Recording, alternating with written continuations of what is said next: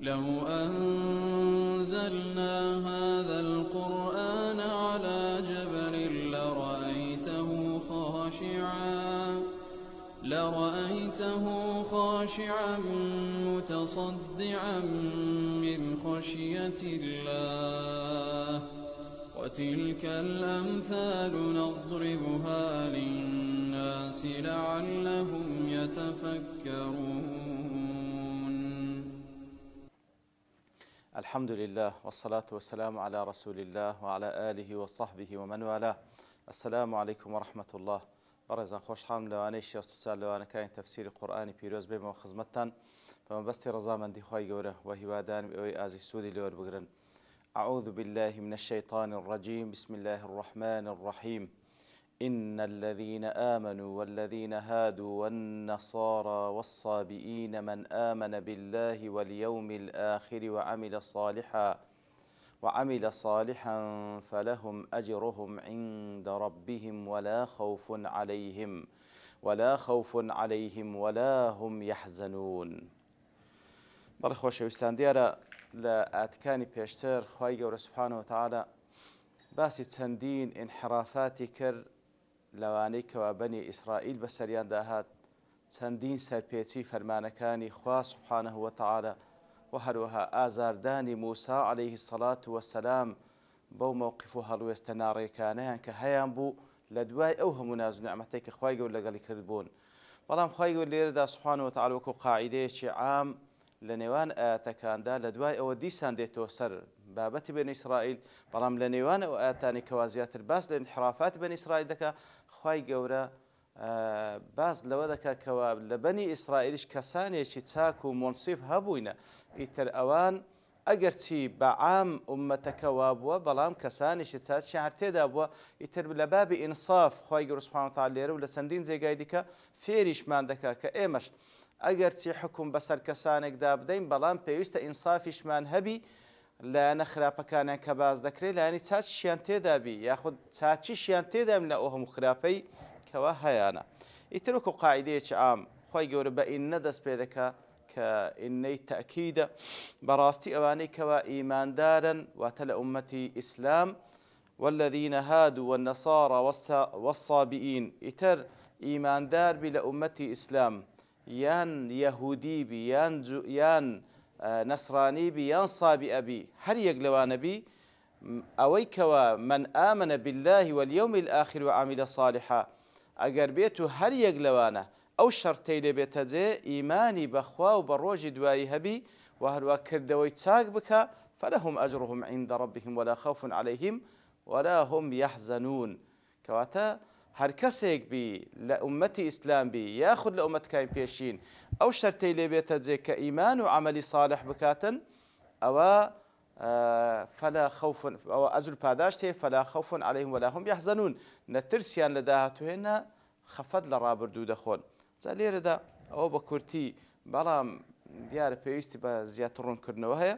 لە سەرەتادا ئین الذین ئامنوا گوتمان ئیمانداری ئومەتی ئیسلام، جمهوری مفەسیرین وای باز دەکەن ئەگەر چی ئەوان کۆتا ئومەتن بەڵام لە سەرەتای هەمووان باسی کردیە خوای گەورە سوبحانەهو وتەعالە کەوەش بەڵگەی لەسەر شەڕەفی ئەو ئومەتە، گەورەی ئەو ئومەتە لای خوای گەورە سوبحانەهو وتەعالە کە خوای گەورە لە شتی چاک دائیمەن بە پێشیان دێخی. لەبەرەوەی لێرەدا مەقامەکە مەقامی باسکردنی کەسانێکی چاکەکارە و چیان لەبۆ هەیە، خوای گەورە چاکەکارەکانی ئەو ئومەتە بە پێش هەموو ئومەتەکانی تر دێخی ئەگەر چی لە زەمەنیش لە دوای ئەوان هاتینە.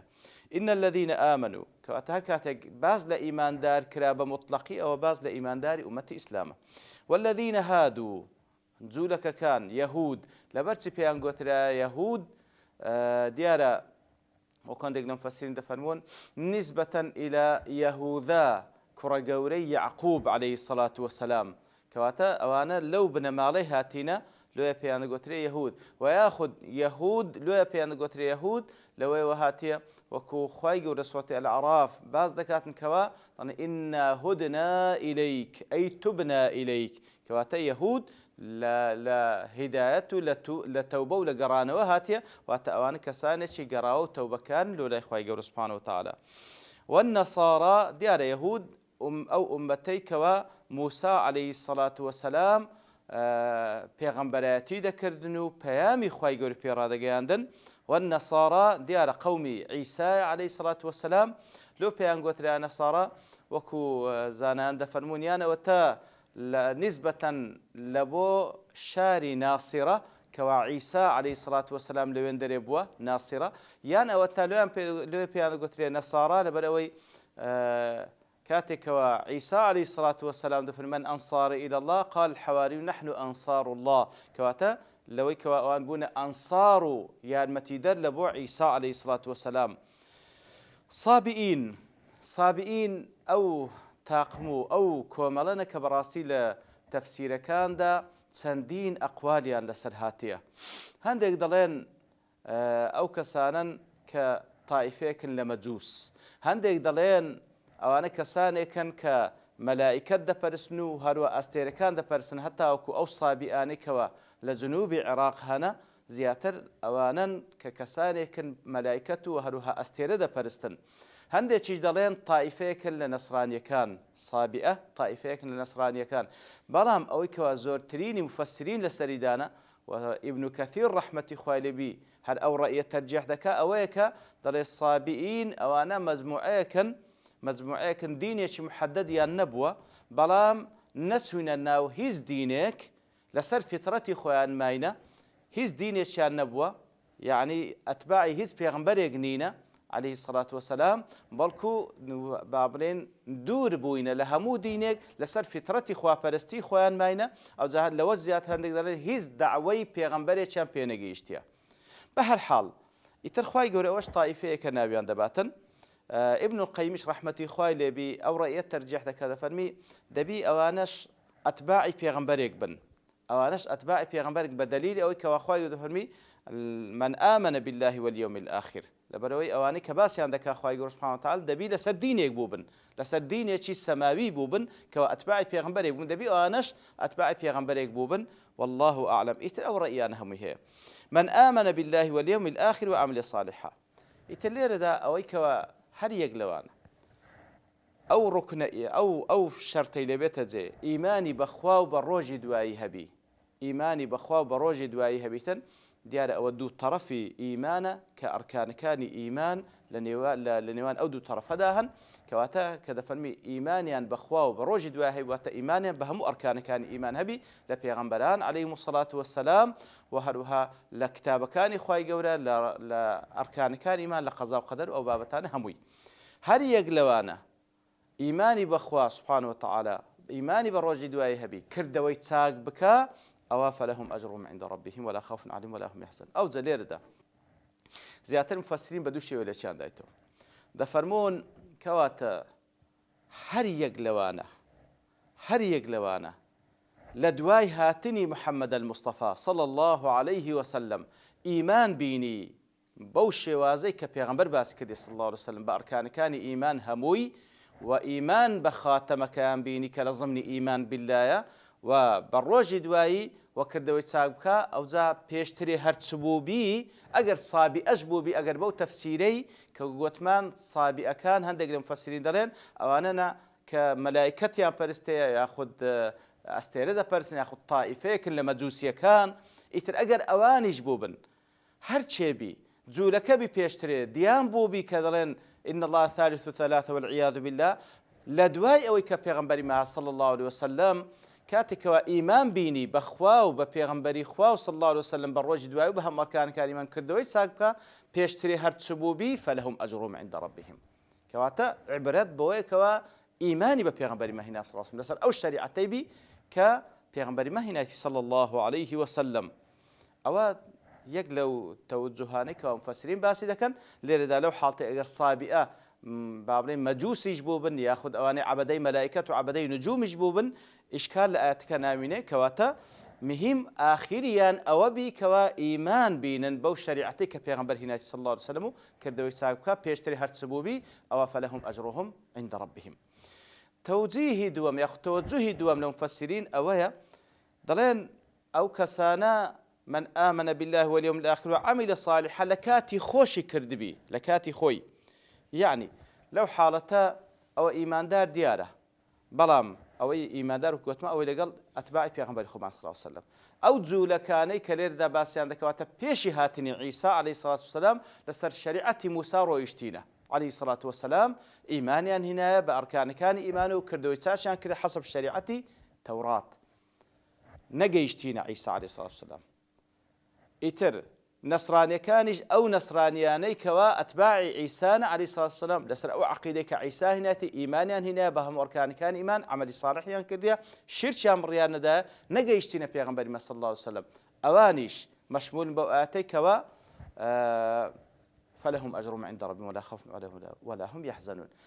صابي أشهر ليردا أجر بو تفسيري دوام بيتن أويكوا أتباعي وكو ابن القيم دله أتباعي يقل پیغمبران بوبن أو زهر پیغمبريك بو مهم لسر ديني پیغمبر كان جيانا كسانه چ ملتزم بونه بشريعتي أو پیغمبر كإيمانيان فيهنا نجيشتنا پیغمبري دواتر أوانش بهمان شوا فلهم أجرهم عند ربهم ولا خوف عليهم ولا هم يحزنون. ئیتر بەو شێوەیە ئەوە تەوەجوهی دووەم ئەوەیە کە هەر یەکە لەوانە لەسەر شریعەتی ئەو پێغەمبەرەی بووە کە ئیمانی پێهینایە نەگەیشتە پێغەمبەری دواتر ئەوە فلهم أجرهم عند ربهم ولا خوف عليهم ولا هم يحزنون. ئەوە تەوەجوهی دووەمە. بەڵام لەو حاڵەتە دەبی ئەوەش باس بکرێت لە دوای هاتنی پێغەمبەریمە صلی الله عليه وسلم پێویستە لەسەر هەموو ئەتباعی پێغەمبەرانی تر عەلەیهیمۇ الصلاة والسلام پێویستە ئیمان بە پێغەمبەری مەبینی صلی الله عليه وسلم لەبەرەوەی عهد و پەیمان لە پێغەمبەران وەرگیرا نەکە لە ئومەتەکانیان عهد و پەیمان لە پێغەمبەران وەرگیرا وەکو خوای گەورە لە سوورەتی النساء باسی دەکاتن وإذ أخذ الله ميثاق النبيين لما آتيتكم إلى آخر الآية ئەوجا دەفەرمی پێغەمبەرانیش دەبی ئیتباعی ئەو پێغەمبەرە بکەن صلی الله عليه وسلم هەتا پێغەمبەر صلی الله عليه وسلم دەفەرمیتن لو كان موسى حيا ما وسعه إلا أن يتبعني أن يتبعني كوات أجر موسى عليه الصلاة والسلام استازندي بها هيج تيجلبونه إلا دبا اتباعي من بكاتن خواي يقول عهد بيماني ليه ورقرتينا بوشوي كوادا باتباع خاتمي بيغمبران بن كواتا وكو لحديث صحيح ذاك إمام مسلم رواية كردية بيغمبر صلى الله عليه وسلم دفرمي من سمع بي من هذه الأمة ما سمع بي أحد من هذه الأمة يهودي ولا نصراني ثم لم يؤمن بالذي أرسلت به إلا كان من أصحاب النار. كوات دفرمي هر كسك ببيستي كبيغمبرك هاتي كمحمد المصطفى صلى الله عليه وسلم كخاتم بيغمبران زولك بيان ديان بي ياخذ هرش تيش كبي إيمان نيني بو بيامي كبيغمبر هنا صلى الله عليه وسلم إلا أو كسا دبيت كسا شي هاودمي جهنم خوابنا ممدا. كوات الدواي هاتني بيغمبر صلى الله عليه وسلم هز دينێکی دیکە نامێنێتن هەمووی نەسەخ دەبیتەوە إن الدين عند الله الإسلام ومن يبتغ غير الإسلام دينا فلن يقبل منه. أو قاعدة إخوة يقولوا باسي دكاتن يتر أو كسي مجرد بس بيشتيتي بيغمبرك هاتي كناي محمد صلى الله عليه وسلم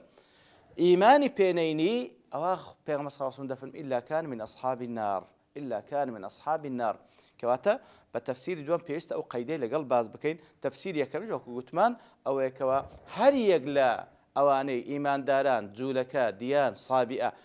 هر تسبوبي بيشتري مهم بهاتني بيغمبر صلى الله عليه وسلم إيمان بيني وكذا وتساقبك فلهم أجرهم عند ربهم أو أجر باداشت يعني هلاي فالوردقاريان أجر خواهي قول الثواب باداشتكي ناولينا أجر وتاوى كتيما بقينيتن خواهي قول سبحانه وتعالى بفضل رحمتي خوي بفضل رحمتي خوي وكو حقيق ديداتوا هاتساند وكو فضلك لبروي دائما كمترين باداش يك بديه او زي يقلبو حفصت ويقلبو زياتر فلان كخواي قلنا لنا اجرتها وكتيما مقيني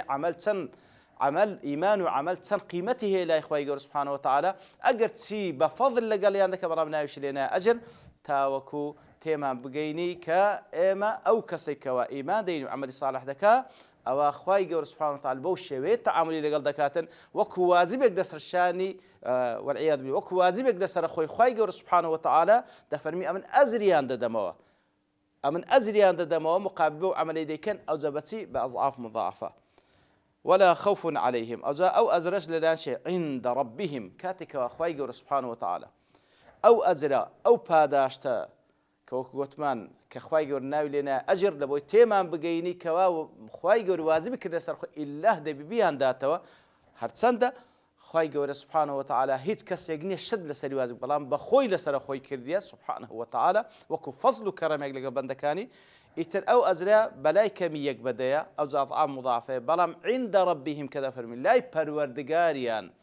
لای پەروەردگاریان کاتێک دەیداتە پاڵخۆی ئەزرەکەی بە تەئکید ئەوەی کە لە پەروەردگار چاوەڕوان دەکرێت سبحانه وتعالى پەروەردگارێکی ئەلکەریم سبحانه وتعالى هەر ئەوەی لێ چاوەڕوان دەکرێتکەوە زۆر عەظیم بی ئەو ئەزر و پاداشتە کە دەفەرمی عند ربهم بەڵگێ لەسەرەوەیکەوە پاداشتێکی زۆر گەورەیە ولا خوف عليهم ولا هم يحزنون ولا خوف عليهم هیچ ترسیان لەسەر نییە لە داهاتویان کەواتە لە ناخۆشیەکانی ڕۆژی قیامەت و لە عەزابی جەهەنەم هیچ ترسیان لەسەر نییە لەبەرەوەی ئیمان و عەمەلی صالحەکان خوای گەورە سبحانه وتعالى دەیکاتە پارێزەرێک لە بۆیان لەوەی کەوا لە ناخۆشیەکانی قیامەت و لە ناخۆشیەکانی جەهەنەم بیان پارێزی ولا هم يحزنون وهروە خەفەتیش لە ڕابردوویان ناخۆن لەبەر ئەوەی کە چاوەڕوانیان دەکات زۆر خۆشترە لەو دنیای کەوە بەجی دێڵن ئیتر ئەوە وەکو قاعدەیەکی عامە خوای گەورە فێرمان دەکات بە ئینصاف باسی مقابلمان بکەین ئەگەر چی لە ئەو ئاتانە لە پێش ئەو ئاتە و لە دوای ئەو ئاتەش کە خوای گەورە باس لە بەنی ئیسرائیل دەکاتن باس لە انحرافاتیان دەکاتن بەڵام لەگەڵ ئەوەش کەسانێکی منصفیان تێدا لەهم ئەجرهم عند ربهم ولا خوف عليهم ولا هم يحزنون بەو تەفسیرەی کەوا باسمان کرد لە کاتی موسى عليه الصلاة والسلام ئەو کەسانیان تێدا بوو یاخود لە کاتی هاتنی پێغەمبەر صلی الله عليه وسلم لەو کەسان کەوا موقفیان باش بوو ئیمانیان هینا تل خوای گەورە دەپاڕۆین لە زەمنی ئەو ئاتە بین کە خوای گەورە سبحانه وتعالى باسمان دەکات ئەو ئیماندارە بین کەوا ئیمانمان بە هەموو ئەرکانەکانی ئیمان هەبی و هەروها کردەوەی چاچی لە دوادا بێتن ئیتر لەو کەسان من کە خوای گەورە ئەجر پاداشمان بداتەوە و هەروها نەبترسێن لە داهاتوو نەخەفەتش لە ڕابردوو بخۆین وصلى الله وسلم على نبينا محمد وعلى آله وصحبه أجمعين وآخر دعوانا أن الحمد لله رب العالمين لو أنزلنا هذا القرآن على جبل لرأيته خاشعا متصدعا من خشية الله وتلك الأمثال نضربها للناس لعلهم يتفكرون